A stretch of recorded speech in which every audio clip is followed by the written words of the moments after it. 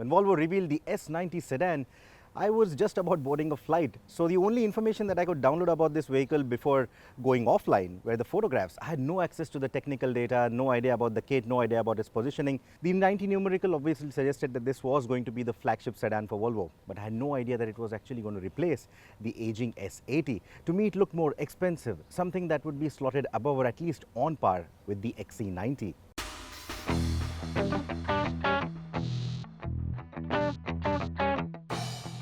After all, it has that stunning design and the sheer length that makes it appear so grand.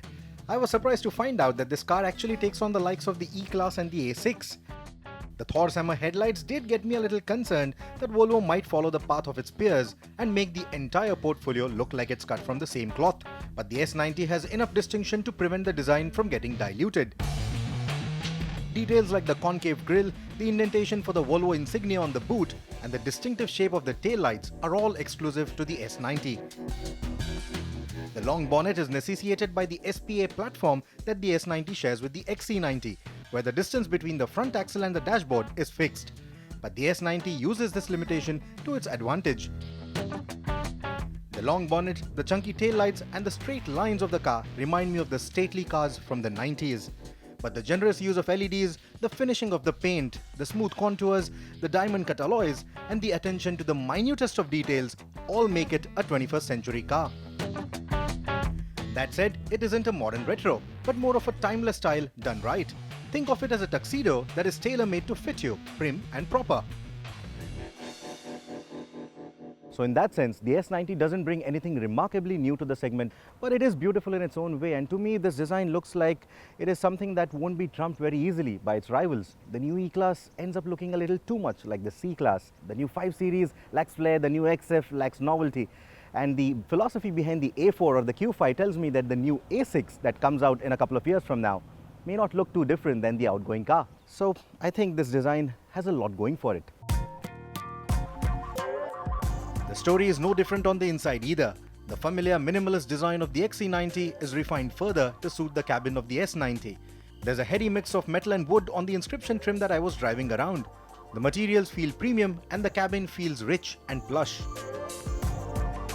The vertical infotainment screen cuts the switchgear clutter and displays a multitude of data at once, meaning that you don't need to navigate through too many menus to access various information.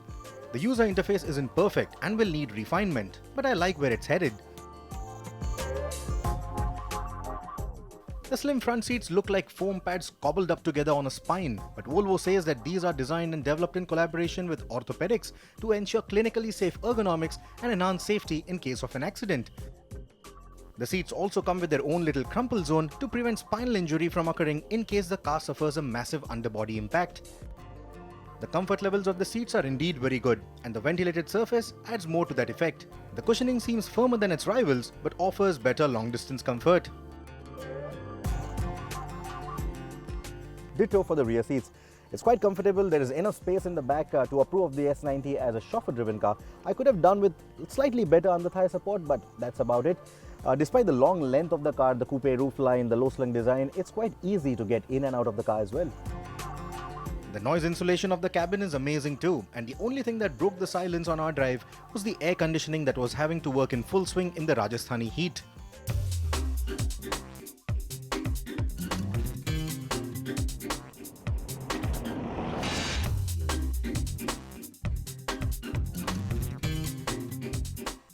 The Volvo S90 will begin its innings in India with the D4 engine, which is a 1969cc diesel motor. Puts out a healthy amount of power and torque output on par with most of the 2-litre engines in this category. But how that translates into actual 0 to 100 figures or roll-on acceleration, that remains to be seen with a proper road test. But outright acceleration isn't what this car is ideally built for. It's calm and composed like typical Volvo cars, and that isn't a bad thing. Its refinement levels are quite good too, and despite this being a diesel, it is quite silent. Despite the relaxed nature of the engine and the powertrain, the engine does build up speed quite briskly. Complementing that is the 8-speed Aisin gearbox, which had left us impressed earlier as well and continues to do so. It is quite quick to respond to throttle input, so overtaking at city or highway speeds isn't a problem at all.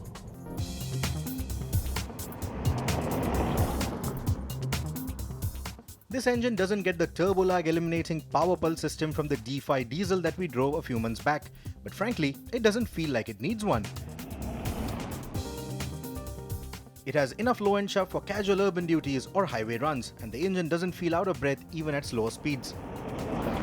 So yes, there are 3 driving modes, but the difference between those 3 is not very noticeable.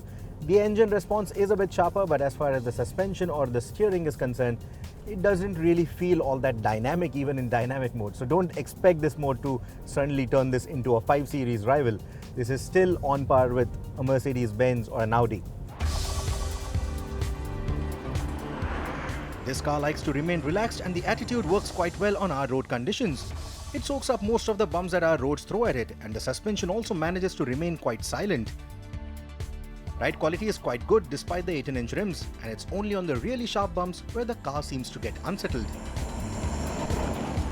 So Volvo has made a big headway in getting radar-guided assistance systems to India. Now the bummer is, it's only going to be available on the XC90 for now. They're not giving it on the S90, which is a downer because that would have actually given this car a big upper hand over the rest of its rivals. But speaking of assistance systems, this car does get lane keep assist. Unfortunately, the system doesn't work very consistently in India, and that's not down to their engineering, but the kind of roads that we have here in India. In fact, even on the beautiful roads in Rajasthan, we could only use it on certain stretches. So like I said, it's down to our road conditions, but it's a nice system to have. The system works with a set of high-res cameras to identify and maintain the lane that you're driving in. If you get too close to the lane markings, it will intervene and gently steer the car back into the lane. Haptic vibrations in the steering wheel also warn you when you're unintentionally deviating from the lane. So if the lane markings are clear and if you have the lane keep assist on, then you might feel that the system is a little intrusive when you're trying to make lane changes or trying to pull overtakes because the steering is trying to pull you back in. Do it responsibly, however, turn on your turn blinker and then pull your maneuver, and it will not intrude. So in a way, it's also a lesson in proper driving ethics. Safety is paramount, and more so for a Volvo. While the D4 doesn't get the radar tech, the D5 that comes next year will. The D4 comes with curtain airbags, emergency brake assist, full LED headlamps with high beam assist, and the aforementioned whiplash preventing front seats as well, making it quite a nice kit overall. Well, the Volvo S90, like I said, doesn't do anything different, but does everything right. Now with a single trim, it also takes away the hassle of going through a long options list because the standard list of equipment is quite good.